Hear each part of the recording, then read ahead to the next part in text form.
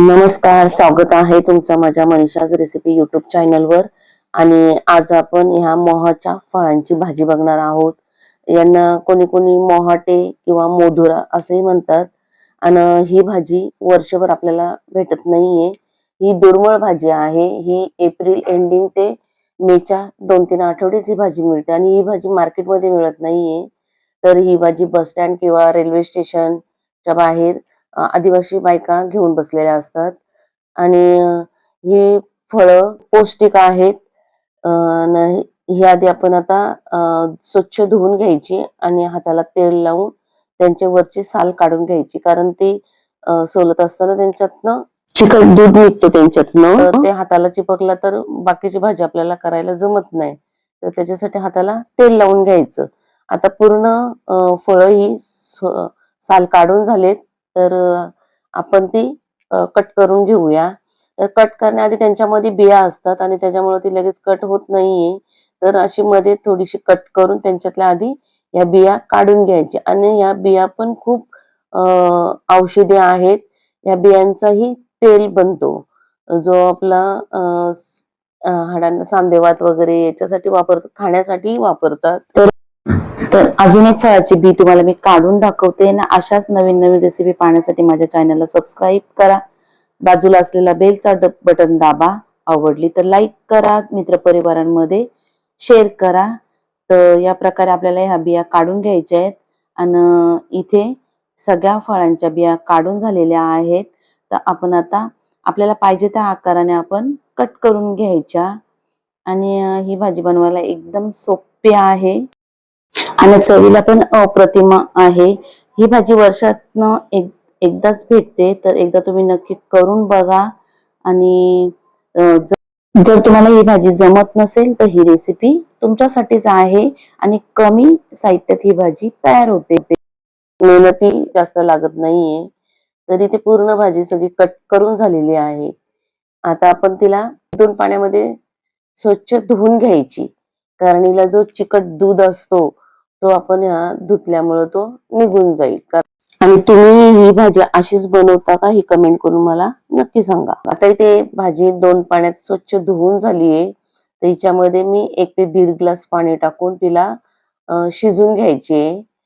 कारण ही भाजी अशी शिजून घेतल्यामुळं तिच्यातला जो तुरटपणा असतो तो कमी होऊन जातो।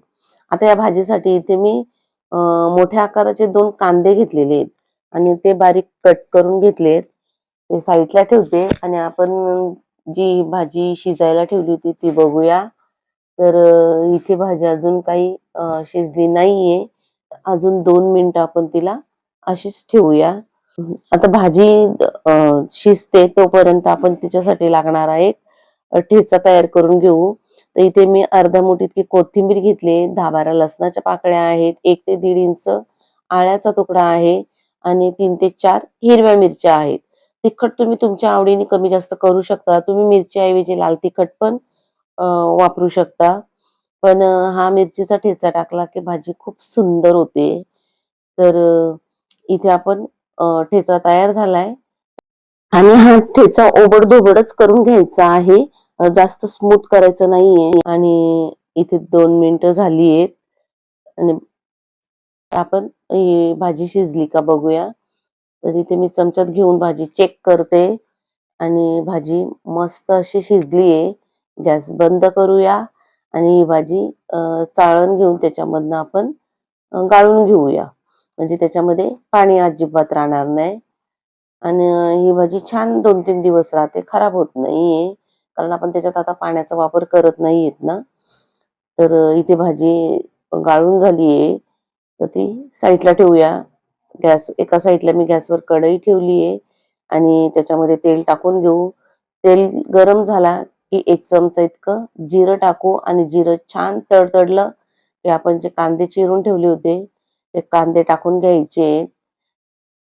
कांदा असा भरपूर टाकायचा, कारण कांदा ते गोल्डन कलर वरती परतून घ्यायचे। आता कांदा लवकर परतून व्हावा म्हणून मी त्याच्यामध्ये चवीपुरतं मीठ टाकून घेतेय। कांदा परतून झालाय तर आपण जो ठेचा वाटून घेतलाय मिक्सर मधनं तो टाकून घेऊया आणि त्यालाही 2 मिनिटं व्यवस्थित परतून घ्यायचा. त्याच्यातला जो ओलसरपणा आहे तो आपल्याला थोडा कमी करायचा आहे. आता याचा पण परतून झालाय तर आपण थोडेसे मसाले टाकू. याच्यात जास्त मसाल्यांचा काही वापर करायचा नाहीये. मी फक्त अर्धा चमचा गरम मसाला आणि अर्धा चमचा हळद टाकलेली आहे. तुम्हाला जर मिरच्या वापरायच्या नसेल तर तुम्ही ते लाल तिखट वापरू शकता. आणि आपण कांद्यामध्ये आधीच चवीपुरतं मीठ टाकलेलं होतं.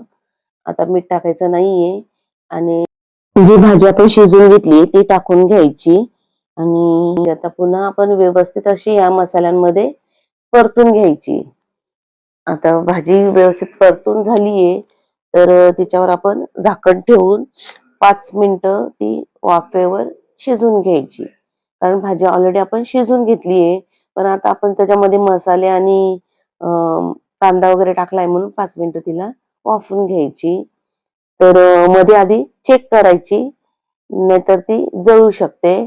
2 ते 3 मिनिटात मी तिला एकदा चेक करून तिला पुन्हा अशी एकसारखी करून घेतलीये आणि झाकण ठेवून अजून तिला 2 मिनिटं आपण वाफ काढून घेऊ.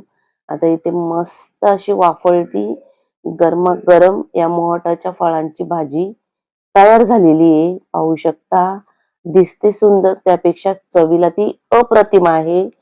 आणि ही भाजी तुम्ही चपाती, भाकरी सोबत, वरण भात आणि ही भाजी पण भातासोबत पण तुम्ही खाऊ शकता. तर इथे आपण ज्या इतर भाज्या बनवतो तशीच ही भाजी तयार होते कमी मेहनतीमध्ये आणि कमी साहित्यामध्ये. आशा करते आजची रेसिपी तुम्हाला नक्की आवडणार. तर चला पुन्हा भेटूया अशाच एखाद्या जबरदस्त आणि मस्त रेसिपी सोबत. तोपर्यंत मस्त खा आणि मस्त राहा.